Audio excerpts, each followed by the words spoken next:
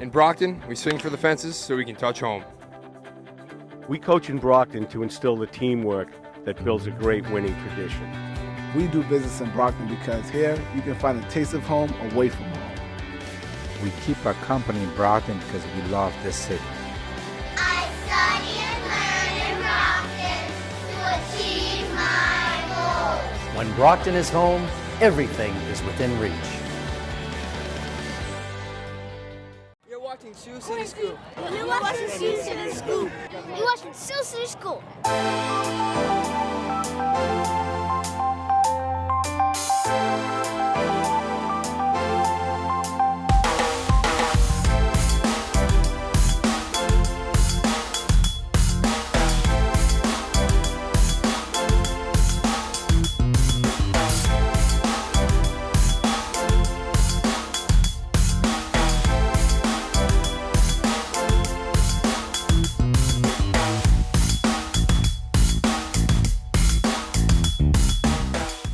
Hello, everyone, and welcome to this week's edition of Sioux City Scoop. I'm your host, Mayor Bill Carpenter. We've got a great show planned for you this week. Joining me here is a legend here in the Brockton City Hall, a longtime Human Services Director for the Mayor, Bob Martin. So we're going to share Bob's famous historic tour of City Hall with all of our viewers today. And so we're right now, there are 4 floors to City Hall. Correct. We're in the basement. Yes. $386,000 for the entire building. And that was a lot of money back then, if you can imagine. But even so, people are amazed by that cost, as opposed to today, where before I left, we did an estimate of what City Hall cost. $67 million to build the same building today. Wow. Without the paintings, of course. And so much of the craftsmanship in this beautiful building was all done by hand. Bob. Irreplaceable. This is before the big Irreplaceable. machines Absolutely. and CAD/CAM and all of those things. Even these floors, they were hand-laid tiles, Italian hand-laid tiles. On the second floor, they're regular old new tiles, but the first and second, the basement and first floor were all these hand-laid tiles done individually. Hundreds of thousands of tiles. Wow. So that is quite something. So tell us about the what we can find behind the walls in the basement here. Behind the walls, City Hall, as you imagine, Mr. Mayor, was the epicenter of a lot of activity when it was built. And one of the things that was very important was Brockton was a nexus of transportation. A lot of infrastructure went on. So this was all open. And they used to come back and forth through here and upstairs and out the door. And downtown Brockton was honeycombed with these tunnels underneath the streets to fix the the pipe system, the infrastructure from underneath. Workers working on the sewage pipes, on the infrastructure from underneath, on top. And the rumor has it that many of them stored their valuables underneath there. So to this day, no one knows exactly what's in those tunnels. Yeah. So. And of course, to this day in the downtown, all the utilities are underground. That's correct. If someone pays attention when they come through downtown Brockton, there are no light poles in the heart of downtown Brockton. In fact, one time a child from, I believe, the Downey School asked me, well, where could you go from Brockton if the transportation was so good? Where could you go? I said, actually, you can get connections all the way to Ohio. Really? From Brockton, through trolleys, the trolley system. Yeah. It's fascinating. Hand-laid marble tiles. Each one, again, was done by hand, Mr. Mayor, so it's very important. And speaking of the mayor's office, a little bit of history that you probably aren't aware of. Before this was the mayor's office, this was the welfare department. Each city and town had either welfare agents or the welfare department. Really? This was the welfare department. And the city clerk's office was the original mayor's office. That's right. So that's something maybe you want to consider getting in terms of the tour. So that's why his office is much nicer than mine. Well, one could argue that fact. I'm going to talk to you a little bit about an aspect of patriotism a lot of people have not either known or aware of, that in my tours I've never shared. This is going to be the first time I'm going to share this later on. All right. But this area here is used for ceremonies, as you know, Mr. Mayor, historically, and it portrays a variety of things dealing with the Civil War. There was a lot of patriotism, obviously, during and after the Civil War, and this is an example of how they acknowledged it. And what's interesting is the soldiers giving deference to the goddess Athena, which was wisdom at the time, and it still is. I mean, Athena demonstrates wisdom.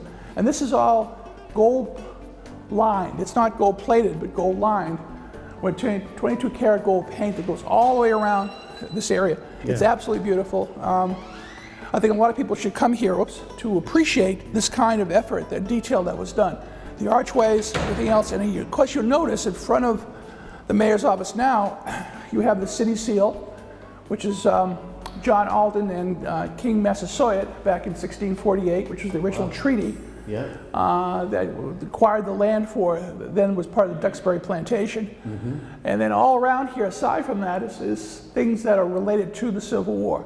Every single portrait just about has some symbolism for the war between the states. So many people died because of their injuries. They didn't have antibiotics. Right. They chopped their arms and legs off, willy-nilly with some whiskey to dull the pain. So the trauma of injury killed a lot of North Bridgewater volunteers during the Civil War as well. So you notice that all surrounding this area is those who had died or killed. Okay. But here I'd like a volunteer. Is there a volunteer in the house? Oh, Mr. Mayor. Yeah, I'll volunteer. Why don't you step over here? Okay. By the way, this piece of the Strand Theater is used part of the very important solemn ceremony, as you know, Mr. Mayor. Yes. During each year, the firefighters commemorate one of the worst tragedies that led to, by the way, a lot of innovation when it came to procedures during fire departments around the country. So this is a piece of the building, and they use this obviously as a memorial annually. One of the things that people ask me about is how is City Hall built? Well, believe it or not, during the late 19th century, there was a real concern about earthquakes at the time. And so when Wesley Ling Minor built this building, he built it in a way that the arches that support City Hall would bend but not break, similar to what Brockton is known for, bending but not breaking. Right. So I'm going to do a little fun thing that I do with students, and you tell me what you think. Okay. Get on your tippy toes. Am I up on here? Or No, actually, you're just on the floor. Okay. And on the count of three, we're going to press down real hard. Okay. 1, 2, and 3. You feel it shake a little bit? Yeah. Okay. Now that shaking shouldn't disturb you. That's the way City Hall was built, so that it is loose in the middle, so that it would bend but not fall down flat like so many buildings. This giant brick stone building. Yes. Actually has flexibility. Yes, exactly. I couldn't have said it better. It's crazy but true. And then when people see how you can feel it. 4 seems to bounce more when you do it than when I do. Well, because I'm learning. If you notice this painting, by the way, this was done with a team of sketch artists. What I want to say about this painting that's very important, first of all, it shows a black man who was probably a runaway slave at the time, reaching above, not into the fire, but above the fire, and above him is the angel Gabriel, who is leading him to hopefully what will be freedom. And above the angel Gabriel, in the upper right-hand corner is the GAR, the Grand Army of the Republic, in the very tippy corner. Now on the left-hand side, you'll see these 2 slave hunters with their vicious dogs. And that's the stereotype for the slave hunters. But in the 1850s, when the abolition movement was at its zenith, there were guys in little hats that had handcuffs. So when in North Bridgewater they spotted a runaway slave, they'd put the handcuffs on, they would be docilely led away.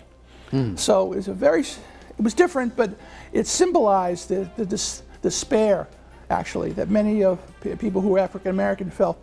So I think this painting was very important, showing how Brockton was, to some extent, or North Bridgewater at the time, a sanctuary as part of the Underground Railway that went up north, for freed slaves. I'm going to talk a little bit how this links into the 12th Mass Regiment. So if I could, let me talk about this because I have something new to tell you, Mr. Mayor, which I've not talked about in the tour, but I think I weaved it together to understand why there was so much patriotism in Brockton. The 12th Mass Regiment was a highly decorated regiment.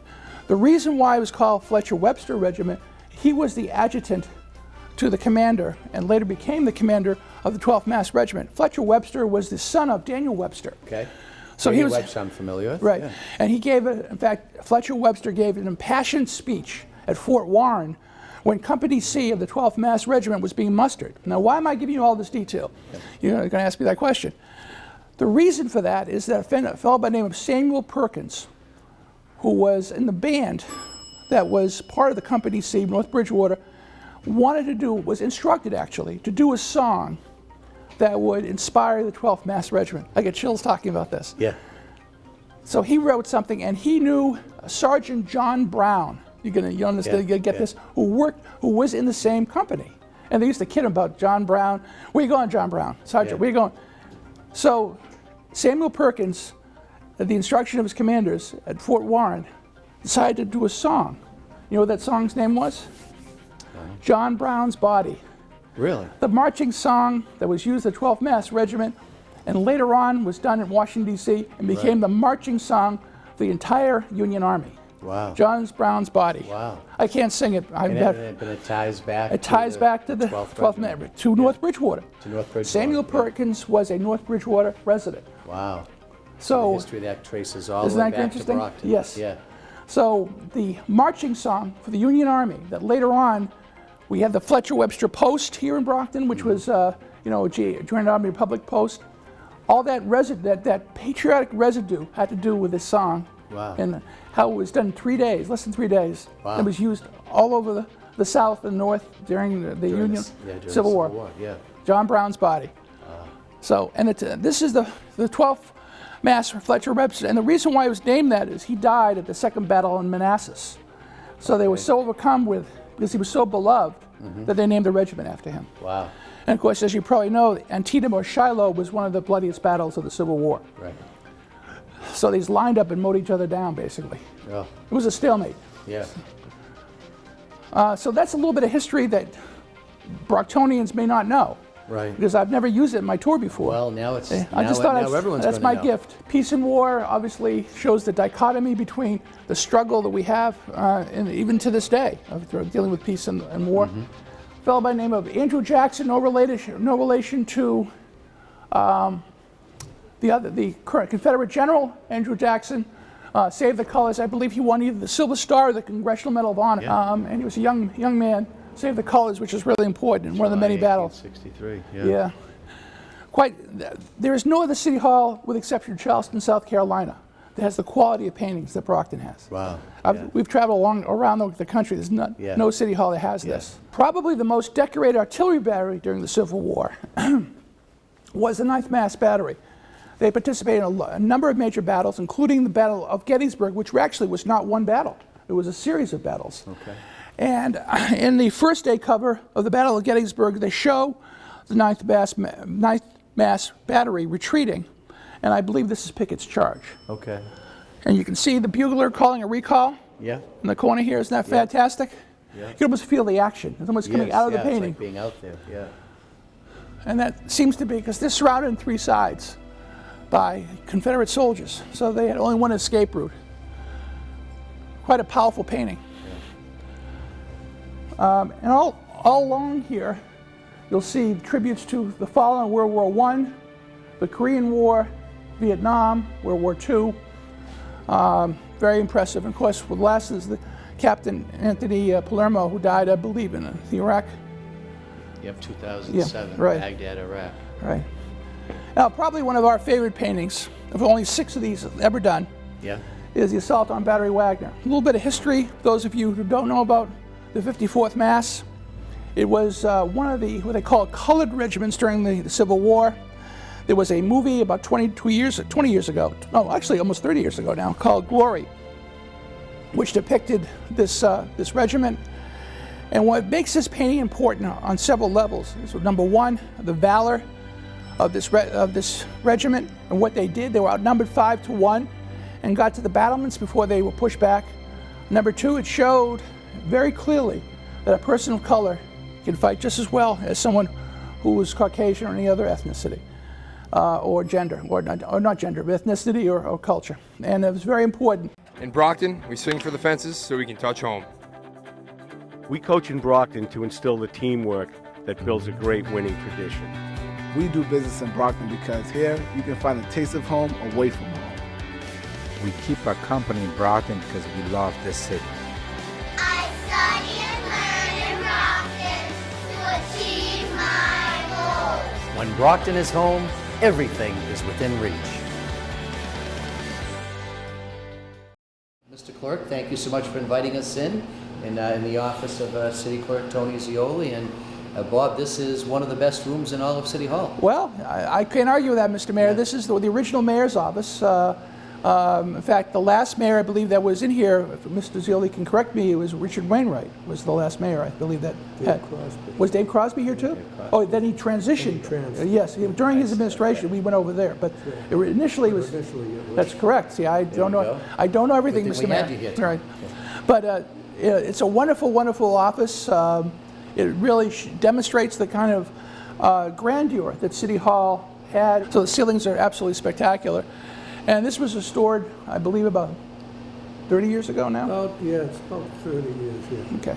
So Bob, now we're here on the second floor Mr. Mayor. of City Yep. Hall, and a room that the public does get to see once in a while is the GAR room, where many city boards and commissions hold their public meetings, and people are just, I think, stunned by the grandeur of this room when they come in for a meeting. In essence, the GR room was restored about 20 years ago under Mayor Units. We had, meaning that we had chandeliers, we have new drapes, the wood was repolished, but nothing was really restored because it was in great condition to begin with.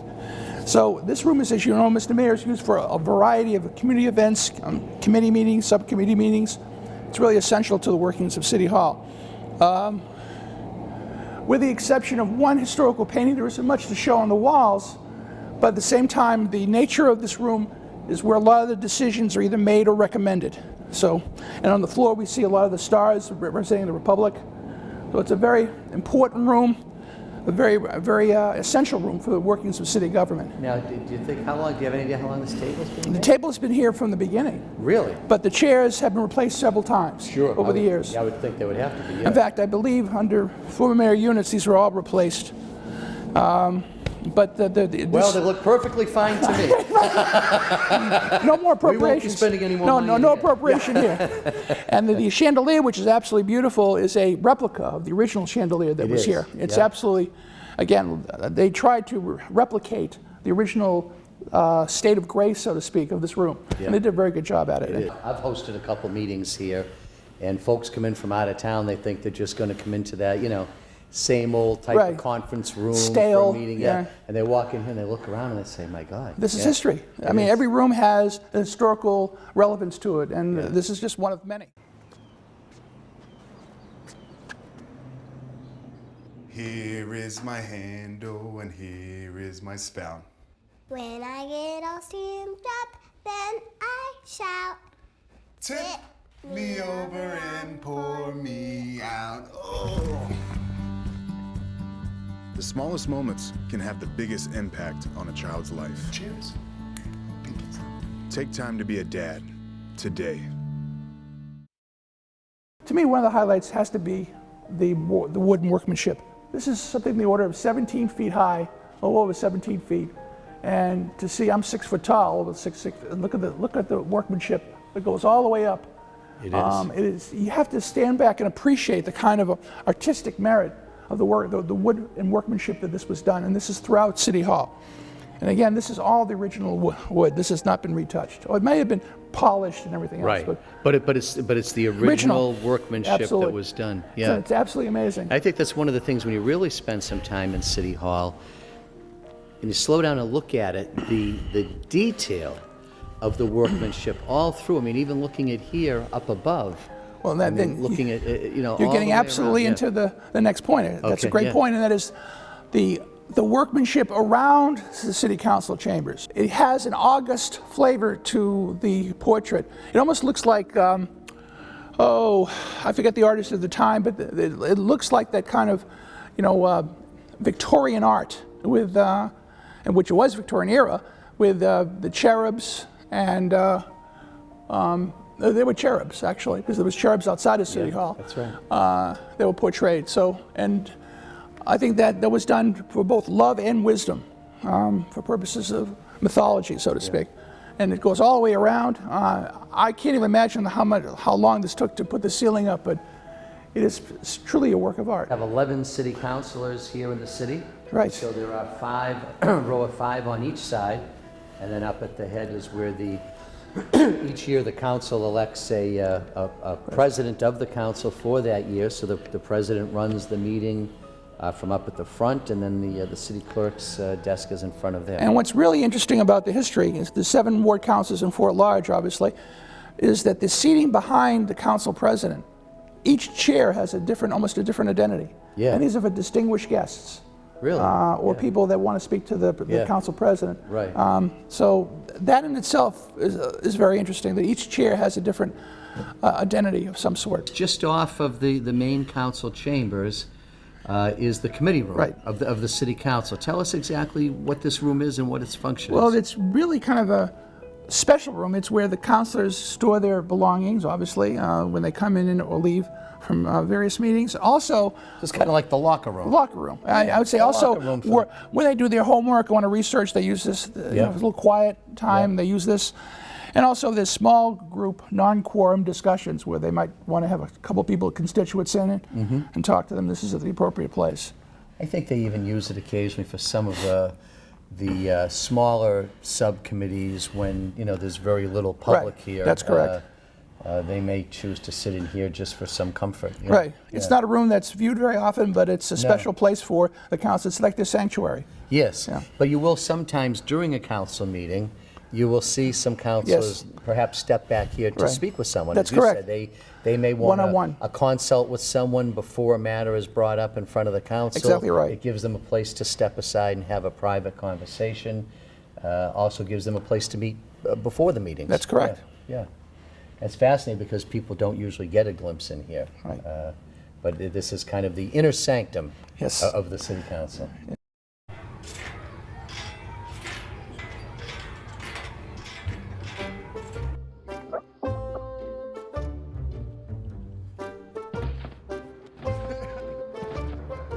Ballerina.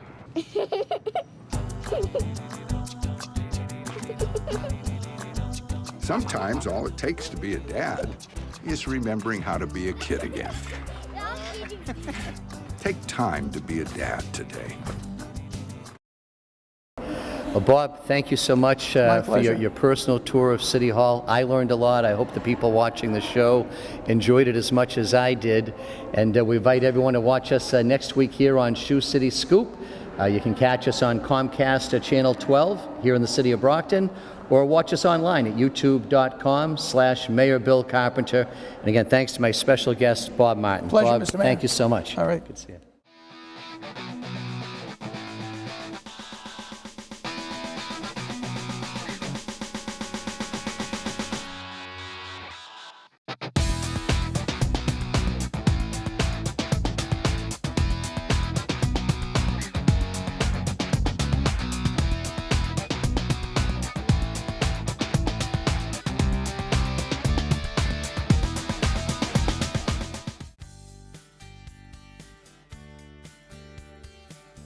Create the awareness so that this becomes, that we bring more resources, more money, more funding, more attention to making it safe for women and children. And just as importantly, when it's not safe, getting them out of a dangerous situation, having the resources and the services so that they can become safe. So.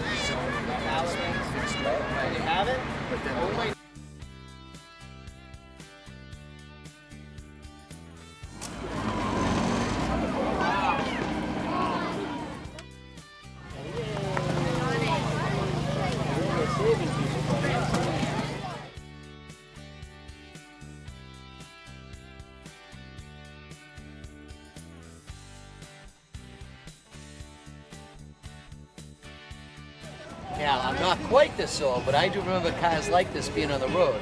I was born in '56, so like 60, 61, 62, my parents' cars were always, they didn't have any money, their car was always old, so they had like, when I was 5 or 6 years old, their car was a '56, I believe. I don't think it was a '54, it was a '56, but it looked a lot like... They look similar, yeah. He's a great guy.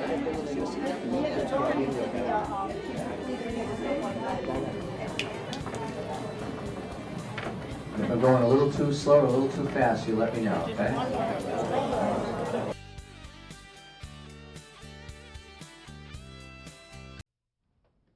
Oh, those boys are much too much. Those boys are much too much. We got the spirit. We're hot. We can't be stopped. We got the spirit. We're hot. We can't be stopped. We're gonna beat them and bust them. The smallest moments can have the biggest impact on a child's life. Let's get a little bit rowdy. R-O-W-D-Y. Take time to be a dad today. Call or visit fatherhood.gov to learn more.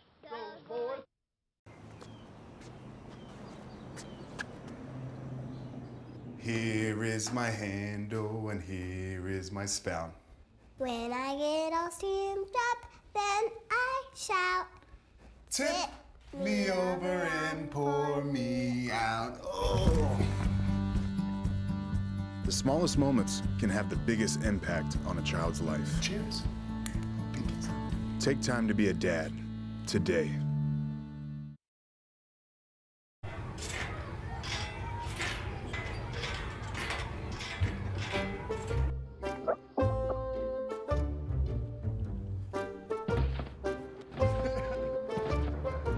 Ballerina.